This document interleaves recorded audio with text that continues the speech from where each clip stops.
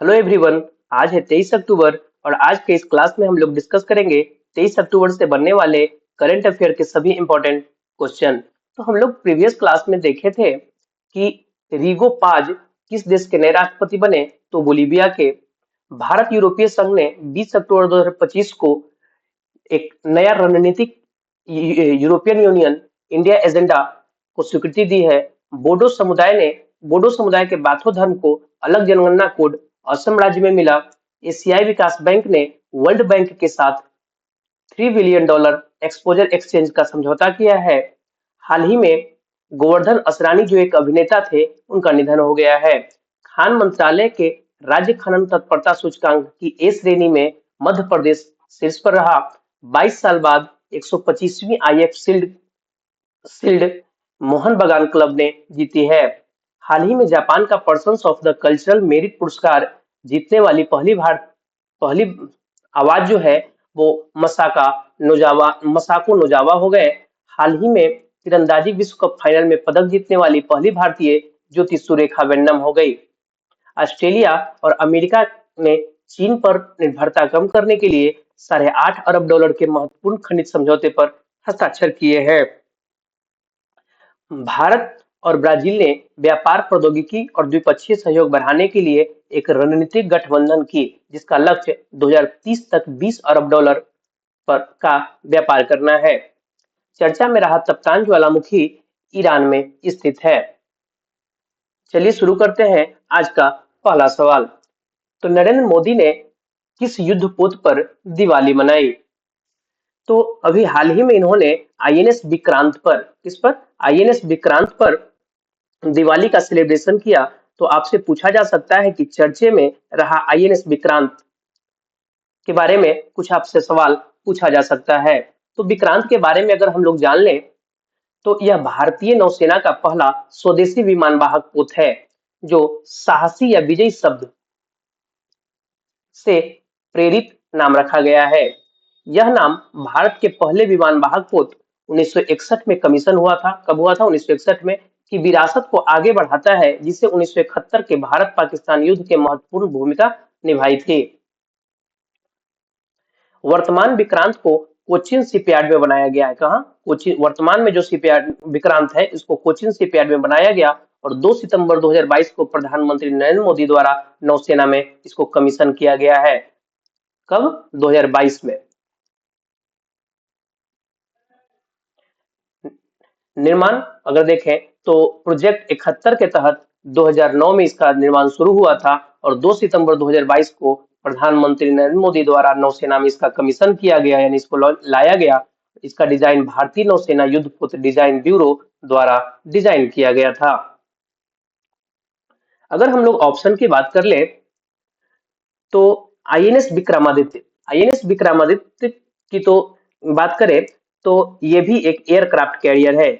INS Vikramaditya भी एक aircraft carrier है और यह 16 नवंबर 2013 को 16 नवंबर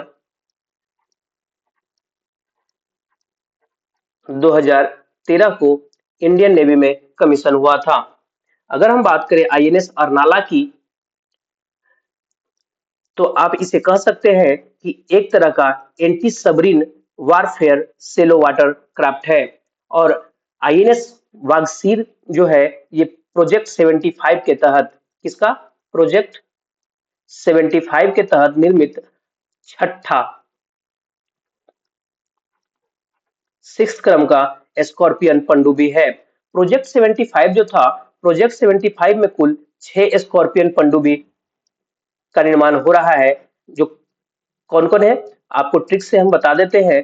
कलवड़ी, करंज और कंडेरी। ठीक है, 3 के हो गया। वेला, वागी और वागसीर। आप इस तरह से इसको याद रख सकते हैं। कलवड़ी, करंज, कंडेरी, वेगा, वागी और बगसीर। तो वागसीर जो है 6ठे क्रम का ये स्कॉर्पियन पनडुब्बी है। हम लोग चलते हैं क्वेश्चन नंबर 2 पे। तो आरबीआई ने भारतीय बैंक और उनकी विदेशी शाखाओं को किन देशों के निवासियों और उनके बैंकों को भारतीय रुपए में लोन प्रदान करने की अनुमति अक्टूबर 2025 में दी है। तो देखिए कुल 3 देश हैं, भूटान, नेपाल और श्रीलंका। तीनों ही भारत के पड़ोसी देश हैं।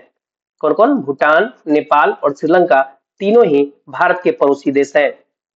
तो जिसके लिए आरबीआई ने जो इंडियन बैंक है और उनके विदेशी ब्रांच है, इन देशों के निवासियों के लिए जो 3 देश अभी यहाँ से हम मेंशन किए, इन देशों के निवासियों और बैंकों को इंडियन करेंसी में लोन प्रोवाइड कराने की अनुमति दे दी है। इसके जरिए बाहरी व्यापार और भुगतान आसान हो जाएगा, साथ ही क्षेत्रीय व्यापार में रुपए की भूमिका मजबूत करने में मदद मिलेगी। यह इन तीनों देशों के लिए एक महत्वपूर्ण है, क्योंकि इनमें से श्रीलंका डॉलर की कमी वाला पड़ोसी देश है, यानी श्रीलंका में डॉलर की कमी रहती है, जबकि भूटान और नेपाल के साथ व्यापार विविधीकरण के प्रयास किया जा रहा है।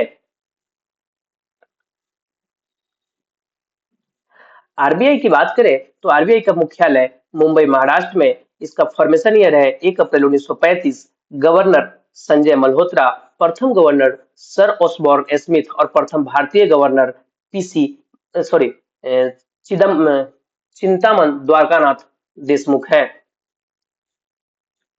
सीडी देशमुख। सीडी देशमुख। उप गवर्नर श्रीश चंद्र मुर्मू, जो कि हाल ही में चुने गए हैं, और ये तीन जो है ये पहले से थे, स्वामीनाथन जे, टी रवि शंकर और पूनम गुप्ता। आरबीआई ने 16 जुलाई से 75 करोड़ रुपए से अधिक के लिए सभी भुगतानों के लिए ई कुबेर प्लेटफॉर्म को अनिवार्य करने की घोषणा कर दी है। अगर चलिए क्वेश्चन नंबर 3 पे चलते हैं, तो Mercer CFA global pension index 2025 में भारत किस स्थान पर रहा? तो इसमें भारत को 52वां स्थान प्राप्त हुआ है। अक्टूबर 25 में मर्सर ने चार्टर्ड फाइनेंशियल एनालिस्ट इंस्टीट्यूट और मोनाश सेंटर फॉर फाइनेंशियल स्टडीज के सहयोग से Mercer CF institute global pension index 2025 नामक एक रिपोर्ट जारी की।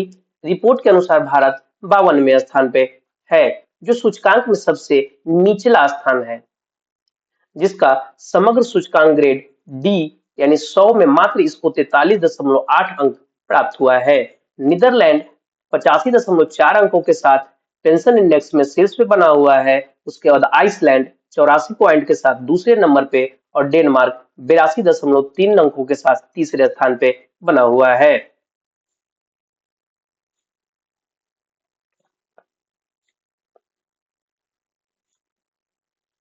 अगर यहाँ से कुछ हम रैंकिंग की बात कर ले इंडेक्स की, तो राज्य खनन तत्परता सूचकांक की ए श्रेणी में कौन सा राज्य शीर्ष पर है? तो ये मध्य प्रदेश। वैश्विक भूख सूचकांक में भारत 102वें स्थान पे है।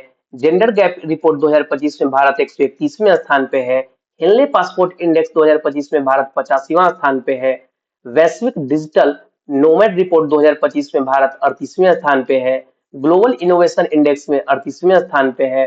Global life work balance index 2025 में 42वां स्थान पे है। विश्व प्रतिस्पर्धात्मक रैंकिंग 41वें स्थान पे है भारत। न्यूम्बेओ की सेफ्टी इंडेक्स रिपोर्ट 2025 में भारत का सबसे सुरक्षित शहर मैंगलोर, जो कि कर्नाटक में है, और वैश्विक रैंकिंग देखा जाए तो ये 49वें स्थान पे है। वैश्विक शांति सूचकांक 2025 में भारत 115वें स्थान पे है। सतत विकास लक्ष्य सूचकांक 2025 में भारत 99 पे है। ऊर्जा संक्रमण सूचकांक 2025 में भारत 71वें स्थान पे है। जलवायु परिवर्तन प्रदर्शन सूचकांक 2025 में भारत का रैंक 10वां है। वर्ल्ड हैप्पीनेस रैंकिंग 2025 भारत का रैंक 118। वैश्विक आतंकवाद सूचकांक में भारत 14वें स्थान पे और प्रेस फ्रीडम इंडेक्स में 151 और करप्शन इंडेक्स में 96 स्थान पे भारत है।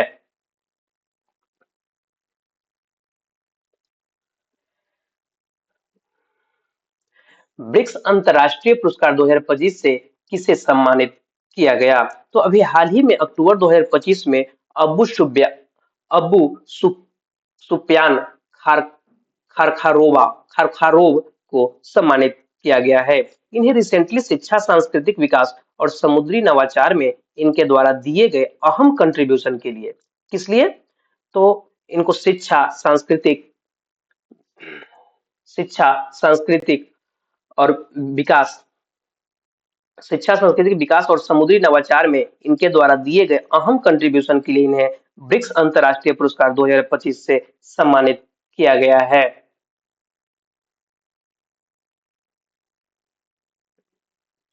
ठीक है। अगर आप ऑप्शन की बात करें तो हिमांशु कुलकर्णी, कौन? हिमांशु कुलकर्णी गर्जी। तो ये जो है, इन्हें इंटरनेशनल वाटर प्राइज जो 2025 का था, इन्हें विजेता घोषित किया गया है। शेरी सिंह की अगर बात करें हम, तो ये मिसेस यूनिवर्स का खिताब जीतने वाली पहली भारतीय बनी है। सोनाली घोष जो है IUCN का अवार्ड जीतने वाली पहली भारतीय बन गई हैं।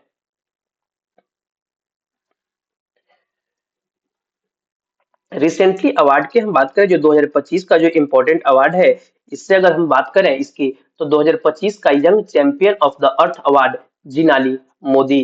दादा साहब फाल्के अवार्ड 2023 मोहनलाल। मरणोपरांत PV Narasimha Rao award doctor Manmohan Singh. Professor प्रोवी VK गोकक पुरस्कार Anand V Patel. Adani international school के छात्र आहान रितेश जो है प्रजापति के प्रतिष्ठित क्रेस्ट गोल्ड अवार्ड जीता है। पाटा गोल्ड की अगर प्राइज की बात करें, तो ये केरल जीता है। पेन ट्रांसलेट पुरस्कार गीतांजलि श्री। कलिंग रत्न पुरस्कार 2024 Dharmendra Pradhan. Pen printer pen printer पुरस्कार 2025 लीला अबुलेला। 2025 का चिंथा रविंद्रन पुरस्कार शरण कुमार लिम्बावे। रूस का दोस्तोवस्की स्टार पुरस्कार Javed Akhtar. Fred Darrington sand master पुरस्कार पाने वाले पहले भारतीय सुदर्शन पटनायक। 59वां ज्ञानपीठ पुरस्कार अवार्ड 2025 विनोद कुमार शुक्ल। एबेल पुरस्कार 2025 गणितज्ञ मासिकी काशिरावा, जापानी गणितज्ञ हैं जो मासाकी काशिरावा। संगीता कलानिधि पुरस्कार RK राम कुमार। लता दीनानाथ मंगेशकर पुरस्कार कुमार मंगलम बिड़ला। कोविड-19 के दौरान परोपकारी कार्यों के लिए किस अभिनेता को सम्मानित किया गया? सोनू सूद। 2025 का विश्व खाद्य पुरस्कार जीतने वाली मारियांगेला हंगरिया किस देश से संबंधित है? ब्राजील से। कौन? मारियांगेल मारियांगेला हंगरिया। तो वैश्विक पर्यटन पुरस्कार 2025 आंध्र प्रदेश पर्यटन को मिला। Israel presidential medal of honour Donald Trump को मिला। सरस्वती सम्मान भद्रेश दास। प्रिट्जर पुरस्कार लिउ जियाकुन। 2025 का स्टॉकहोम जल पुरस्कार गुंटर ब्लोसल। कृषि मीडिया पुरस्कार अमसी प्रसन्न कुमार को मिला है। हम लोग चलते हैं नेक्स्ट क्वेश्चन पे। तो हाल ही में अंतर्राष्ट्रीय हिम तेंदुआ दिवस कब मनाया जाता है? तो ये अक्टूबर महीने के 23 तारीख को, कब? अक्टूबर महीने के 23 तारीख को मनाया जाता है। अंतर्राष्ट्रीय हिम तेंदुआ दिवस हर वर्ष 23 अक्टूबर को मनाया जाता है और यह दिन इन लुप्तप्राय जीवों के संरक्षण के लिए जागरूकता बढ़ाने और कार्रवाई को प्रोत्साहित करने के लिए समर्पित है। तिथि अगर देखें 23 अक्टूबर, उद्देश्य क्या है इसका? तो हिम तेंदुए के संरक्षण के में जागरूकता बढ़ाना। अक्टूबर का अगर कुछ इंपॉर्टेंट डेट देख लें, तो 1 अक्टूबर विश्व अंतर्राष्ट्रीय वरिष्ठ नागरिक दिवस। 2 अक्टूबर को गांधी जयंती लाल बहादुर शास्त्री जयंती। 4 अक्टूबर को विश्व पशु संरक्षण दिवस। 6 अक्टूबर को यानी अक्टूबर के पहले सोमवार को विश्व पर्यावरण दिवस। भारतीय वायुसेना 8 अक्टूबर दिवस 8 अक्टूबर को मनाया जाता है। विश्व मानसिक स्वास्थ्य दिवस 10 अक्टूबर को। विश्व डाक दिवस 9 अक्टूबर। अंतर्राष्ट्रीय बालिका दिवस 11 अक्टूबर। आपदा जोखिम न्यूनीकरण के लिए अंतर्राष्ट्रीय दिवस 13 अक्टूबर। विश्व खाद्य दिवस 16 अक्टूबर और विश्व सांख्यिकी दिवस 20 अक्टूबर को मनाया जाता है। अगर हम ऑप्शन की बात कर ले, नहीं ठीक, नेक्स्ट क्वेश्चन पे चलते हैं। गुजरात के नए उप मुख्यमंत्री कौन बने? तो अभी हाल ही में गुजरात के उप मुख्यमंत्री हर्ष संघवी बने हैं। कौन बने हैं? हर्ष संघवी।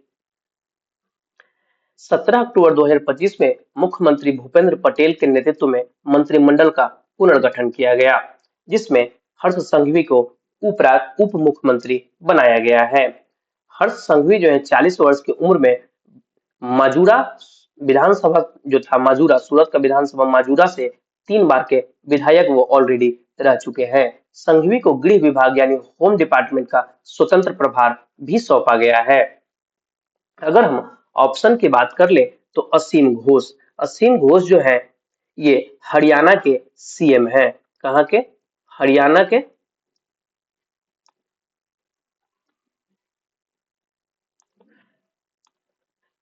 ये हरियाणा के सीएम हैं। ठीक है। अगर अशोक गजपति राजू की बात करें तो ये गोवा के हैं। कहाँ के? गोवा के सीएम हैं। और कविंदर गुप्ता की बात करें तो ये लद्दाख के नए उपराज्यपाल हैं। कहाँ के? लद्दाख के उपराज्यपाल हैं। उप गवर्नर या डिप्टी गवर्नर जो कहिए। ठीक है। अगर गुजरात की बात करें तो राजधानी गांधीनगर, मुख्यमंत्री भूपेंद्र पटेल और राज्यपाल आचार्य देवव्रत है। गुजरात अब भारत का प्रोसेस्ड आलू उत्पादन में शीर्ष राज्य बन गया है। क्रूज भारत मिशन में शामिल गुजरात, भारत की पहली सेमीकंडक्टर फैक्ट्री गुजरात के धोलेरा में बनाई जाएगी। कहाँ? धोलेरा में। पीएम मोदी ने देश के पहले 9,000 हॉर्स पावर इलेक्ट्रिक लोकोमोटिव विनिर्माण संयंत्र का उद्घाटन गुजरात के दाहोद में किया है। 100% रेल विद्युतीकरण हासिल करने वाला 24वां राज्य या केंद्र शासित प्रदेश कौन बना? तो गुजरात। केंद्रीय पर्यावरण मंत्रालय के स्वच्छ वायु सर्वेक्षण 2024 में कौन सा शहर शीर्ष पर है? सूरत। रिलायंस इंडस्ट्रीज गुजरात के जामनगर में दुनिया का सबसे बड़ा डेटा सेंटर बनाने जा रही है। गुजरात सरकार ने कच्छ जिले में स्थित मैंग्रोव बुनरी स्थल को राज्य का पहला जैव विविधता धरोहर स्थल घोषित किया है। गुजरात सरकार ने मुख्यमंत्री भूपेंद्र पटेल के नेतृत्व में जी सफल यानी Gujarat scheme for Antyodaya families for augmenting livelihoods योजना शुरू की है। गुजरात में पोरबंदर जिले के माधवपुर में 5 दिन का माधवपुर मेला शुरू हो रहा है।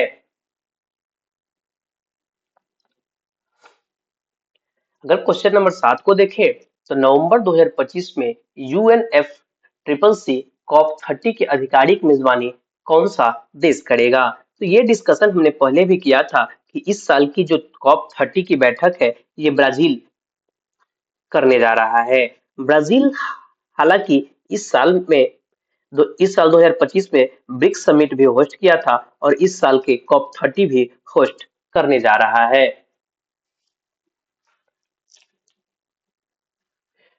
ठीक है।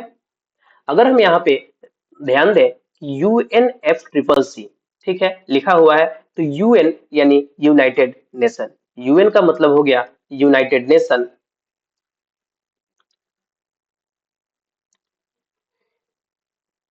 UN का मतलब यूनाइटेड नेशन हो गया, F का मतलब फ्रेमवर्क हो गया। ठीक है। और ट्रिपल सी जो है ये कन्वेंशन ऑन क्लाइमेट चेंज हो गया। ठीक है। तो ये 10 से 21 नवंबर, कब से? 10 से 21 नवंबर 2025 तक चलेगा ये COP30 जो है, तक ब्राजील के बेलम शहर में आयोजित होने जा रहा है। कहाँ? ब्राजील के बेलम शहर में ये COP30 आयोजित होने जा रहा है। अब ये जब आयोजित होगा तब इसका फैक्ट हम डिस्कस फिर से एक बार कर लेंगे। अगर हम लोग ऑप्शन की बात करें तो थाईलैंड। क्या? थाईलैंड। थाईलैंड जो है इस साल का बीमस्टेक,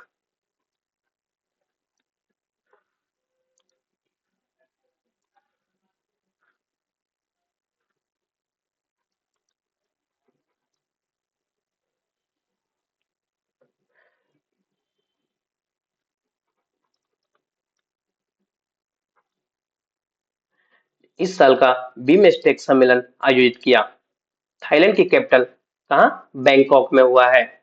ठीक है। अगर चीन की बात करें तो ये SCO संघाई कॉरपोरेशन ऑर्गेनाइजेशन जो है 2025 का बैठक जो है चाइना में होस्ट किया है, चाइना ने होस्ट किया है। दक्षिण अफ्रीका की बात करें तो G20 2025 जो है यही होस्ट करेगा। अब हम लोग चलते हैं नेक्स्ट क्वेश्चन पे। तो किस भारतीय चंद्र मिशन ने चंद्रमा पर सूर्य के कोरोनल मास इजेक्शन के प्रभाव का पहला अवलोकन किया है? आंसर इसका हो जाएगा भारत का जो चंद्रयान 2 मिशन है। ऑप्शन बी इसका राइट आंसर होगा। भारत के दूसरे चंद्र मिशन चंद्रयान 2 ने चंद्रमा पर सूर्य के कोरोनल मास इजेक्शन के प्रभाव का पहला प्रत्यक्ष अवलोकन किया। यह अवलोकन चेस 2 यानी चंद्रा का वायुमंडलीय संरचना एक्सप्लोरर 2 जो ऑर्बिटर पर एक पेलोड है द्वारा किया गया था। भारतीय अंतरिक्ष अनुसंधान संगठन यानी इसरो ने बताया कि जब सीएमई ने चंद्रमा पर प्रभाव डाला तो दिन के समय चंद्रमा के बाह्य मंडल का दबाव बढ़ गया। अगर इसरो का फॉर्मेशन ईयर अगर हम लोग देखें, इसरो का फॉर्मेशन ईयर हम लोग देखें तो ये है 1969। ठीक है, हो जाएगा। इसका हेडक्वार्टर बेंगलुरु कर्नाटक में है। बी नारायण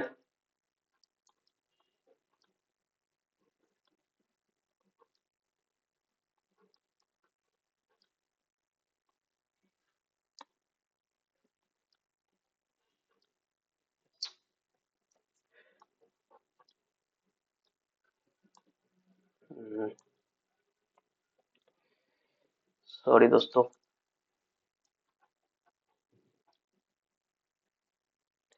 बी नारायण जो है इसके हेड हो जाएंगे।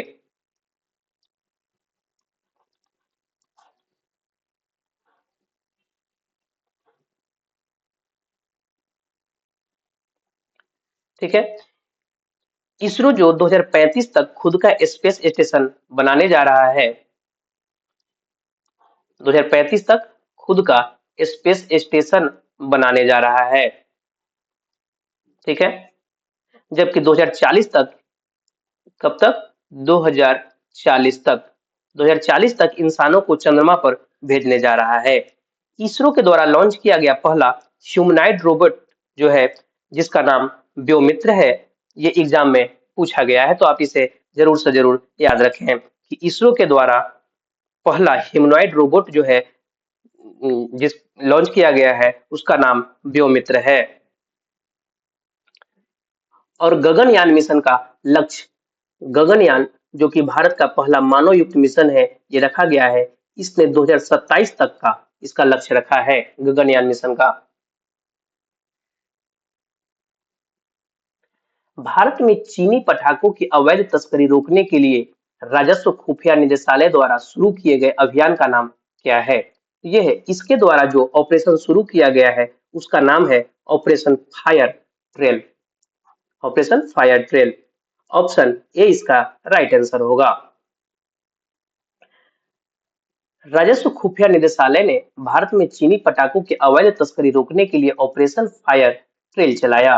अधिकारियों ने नाहवा सेवा बंदरगाह पर एक 40 फुट लंबे कंटेनर को पकड़ा जिस पर लेगिंग्स होने का दावा किया गया था। विदेश व्यापार नीति के आईटीसी कोड के तहत पटाखों का आयात बैन किया गया यानी प्रतिबंधित किया गया है।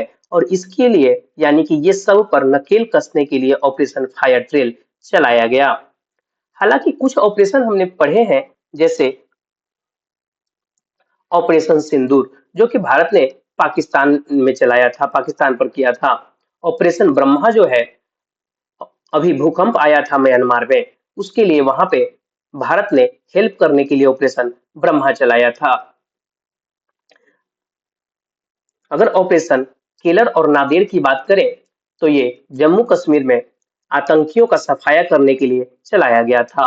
ऑपरेशन शिवा की बात करें तो अमरनाथ की यात्रा सुरक्षित करने के लिए ऑपरेशन शिवा चलाया गया। ऑपरेशन ब्लैक फॉरेस्ट जो है छत्तीसगढ़ और तेलंगाना के सीमा पर चलाया गया है। ऑपरेशन ओलिविया की बात करें, ऑपरेशन ओलिविया तो इंडियन कोस्ट गार्ड ने उड़ीसा के तट पर चलाया है। ऑपरेशन वेब स्पाइडर की बात करें तो ये यूक्रेन चलाया है। और ऑपरेशन सिक्योर जो है इंटरपोल इंटरपोल ने यानी साइबर अपराध से निपटने के लिए इंटरपोल ने इसको चलाया था। ऑपरेशन राइजिंग लॉयन जो है ये इजराइल ईरान पे चलाया था। और जब ऑपरेशन ट्रू प्रॉमिस 3 जो था ईरान इजराइल पे चलाया है। ऑपरेशन सिंधु इजराइल ईरान युद्ध के कारण इजराइल जो है यूएसए पर चलाया है। ऑपरेशन सिंधु जो है ये यूएसए पर चलाया है। कौन? इजराइल। नहीं नहीं, सॉरी सॉरी।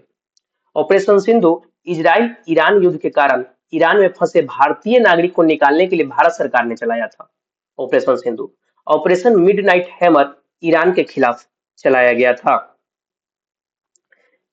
यूएसए ने इसको चलाया था ऑपरेशन मिडनाइट हैमर को। ऑपरेशन बसायर अल फतह ईरान ने यूएसए पर चलाया। अब आप कंफ्यूज हो रहे होंगे कि यहाँ पे लिखा हुआ है कि कतर के अल उदीद एयर बेस को निशाना बनाया गया, यानी कतर पर चलाया गया, लेकिन नहीं, ये अल उदीद एयर बेस को निशाना किया।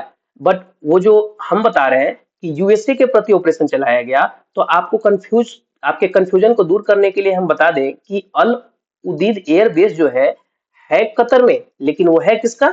यूएसए का, अमेरिका का है। ठीक है। तो ऑपरेशन महादेव ये आतंकवाद विरोधी अभियान है, आतंकवाद को खत्म करने के लिए है। ऑपरेशन अलर्ट जो है राजस्थान और मेघालय के बॉर्डर पे चलाया गया। ऑपरेशन फाल्कन गेंडों के अवैध तस्करी रोकने के लिए असम में चलाया गया था। ठीक है, हम लोग चलते हैं क्वेश्चन नंबर 10 पे।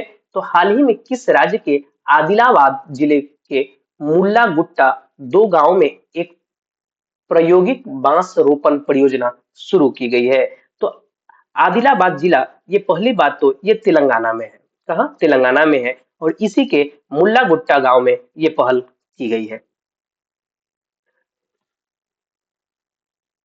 सतत विकास और जनजातीय कल्याण के एक प्रमुख अभियान के तहत ग्रीन इंडिया चैलेंज पहल के तहत तेलंगाना के आदिलाबाद जिले के मुल्लुगुट्टा 2 गांव में एक प्रायोगिक बांस रोपण परियोजना शुरू की गई है। इस परियोजना का उद्देश्य कोलम जनजाति, जो एक विशेष रूप से कमजोर जनजातीय समूह है, को बांस की खेती के पुनरुद्धार के माध्यम से पुनर्जीवित करना है, जो उनकी सामाजिक आर्थिक गतिविधियों का केंद्र है। ग्रीन इंडिया चैलेंज एक राष्ट्रीय आंदोलन है जो वनीकरण और पर्यावरण संरक्षण के लिए प्रतिबद्ध है। तेलंगाना की अगर बात करें तो राजधानी हैदराबाद, मुख्यमंत्री रेवंत रेड्डी, राज्यपाल जिष्णुदेव वर्मा। अगर यहाँ का करंट अफेयर देख लें तो देश में सबसे ज्यादा अंगदान तेलंगाना, इंदिरा सूरा गिरी जला विकास योजना तेलंगाना ने शुरू किया। मिस वर्ल्ड सौंदर्य प्रतियोगिता का 72वां संस्करण तेलंगाना किया है। बथुकम्मा त्योहार तेलंगाना में मनाया जाता है। राजीव युवा विकासम योजना तेलंगाना। दुनिया का सबसे बड़ा 3D प्रिंटेड मंदिर जो है तेलंगाना में ही है। ऑपरेशन मुस्कान 11 के तहत 7600 से ज्यादा बच्चों को तेलंगाना पुलिस ने बचाया। तेलंगाना नीति आयोग का महिला उद्यमिता प्लेटफॉर्म चैप्टर पाने वाला पहला राज्य बन गया। एशिया का सबसे बड़ा जनजातीय महोत्सव समक्का सरलम्मा जतारा तेलंगाना में ही मनाया जाता है। तेलुगु भाषा को अपने सभी सरकारी स्कूलों में अनिवार्य कर दिया है। भारतीय तेज गेंदबाज मोहम्मद सिराज को डीएसपी नियुक्त किया है तेलंगाना सरकार ने। तेलंगाना को तपेदिक यानी टीवी परीक्षण में अपने उत्कृष्ट प्रदर्शन के लिए मान्यता मिली है। सार्वजनिक वितरण प्रणाली के माध्यम से मुफ्त चावल वितरण शुरू किया है तेलंगाना ने। राज्यपाल विष्णु देव शर्मा ने दुनिया के पहले ऊर्जा संचरण उद्यान बाबू जीवनम का उद्घाटन किया। और मुख्यमंत्री ने रायथू भरोसा योजना शुरू करने की घोषणा की है। इस तरह से हम लोग का आज का एक सवाल समाप्त होता है। और हम लोग कल जो आपको क्वेश्चन दिए थे कि किस राज्य में गरीब परिवार को आर्थिक सहायता देने के लिए अरुणोदय 3.0 योजना शुरू किया गया है, तो ये है आपका असम। क्वेश्चन नंबर 2 देखें तो किस राज्य में भारत का पहला पूर्णतः सौर ऊर्जा से संचालित चिड़ियाघर बनाया जाएगा? तो ये इसका आपको राइट आंसर हो जाएगा कर्नाटक। कल आप इसका जवाब दीजिएगा कि किस शहर में ग्लोबल फिनटेक फेस्ट 2025 आयोजित किया गया? इसका जवाब आप कमेंट बॉक्स में जरूर से जरूर बताएं। क्वेश्चन नंबर 2, तो निम्न में से किसने 70वें फिल्म फेयर अवार्ड में सर्वश्रेष्ठ फिल्म का अवार्ड जीता? इसका भी जवाब आप कमेंट बॉक्स में जरूर से जरूर बताएं। धन्यवाद, मिलेंगे नेक्स्ट वीडियो में। आपको ये वीडियो अच्छा लगा तो इसे लाइक करें, चैनल को सब्सक्राइब करें और अधिक से अधिक शेयर करें, जिससे आपके साथ साथ आपके भाई बंधु और दोस्तों को भी इस क्लास का बेनिफिट मिले और आप अपने लक्ष्य को अच्छे से प्राप्त कर सके। जय हिंद।